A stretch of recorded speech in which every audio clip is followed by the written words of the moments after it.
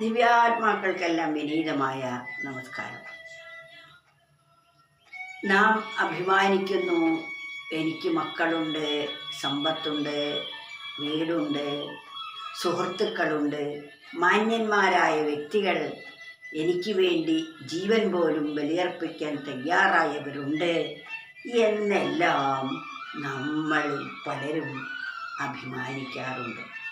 അതിലഹങ്കരിക്കുകയും ചെയ്യും. പക്ഷേ അതൊക്കെ വ്യർത്ഥമാണ് എന്ന് നമുക്ക്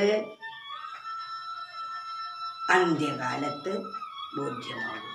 പുത്രമിത്രകളത്ര ഗേഹധനാദി പോലെ ശരീരവും അസ്ഥിരം ജലരേഖയോടു സമാനമാണു സമസ്തവും.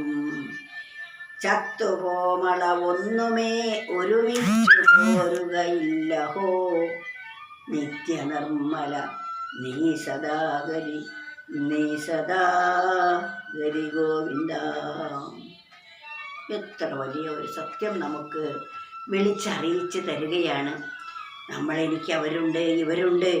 പുത്രമിത്ര കളത്ര ഗേഹധനാദി പോലെ ശരീരവും, നമ്മളെ പുത്രന്മാരും മിത്രങ്ങളും അതുപോലെ വീടും കുടുംബവും സമ്പത്തും എല്ലാം അസ്ഥിരം ജലരേഖയോടു സമാനമാണു സമസ്തവും. വെള്ളത്തിൽ വരച്ച വരയ്ക്ക് സമാനമാണ് ഈ പറയപ്പെട്ടവ എല്ലാം തന്നെ. ഇത് കണ്ടിരിക്കെ നമ്മിൽ നിന്നും വിട്ടുപോകുന്നത് എത്ര. അതിനാൽ നമ്മൾ സർവേശ്വരനെ സമാശ്രയിക്കുന്ന ഒരാൾക്കും മാത്രമേ ഇവിടെ നിർഭയരായി ജീവിക്കാൻ സാധിക്കുകയുള്ളൂ. മറ്റെന്തിനെ ആശ്രയിച്ചാലും ഭയം വിട്ടകലുകയില്ല.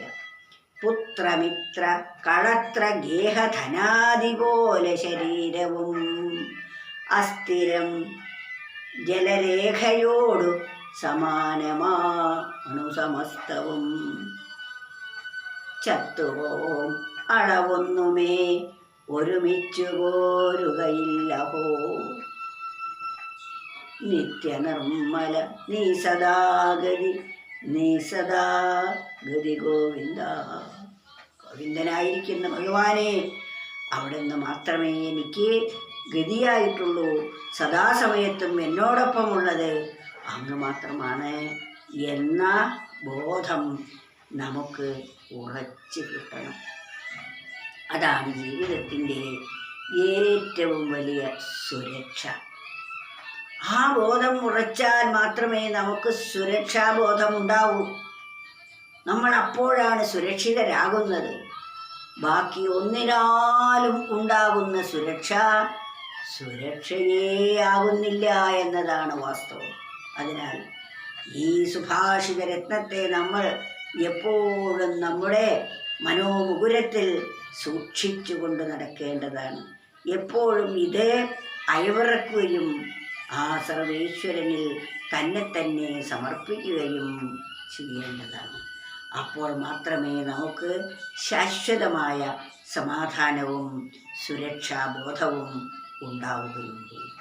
പുത്രമിത്ര കളത്ര ഗേഹ ധനാദി പോലെ ശരീരവും അസ്ഥിരം ജലരേഖയോടു സമാനമാണു സമസ്തവും.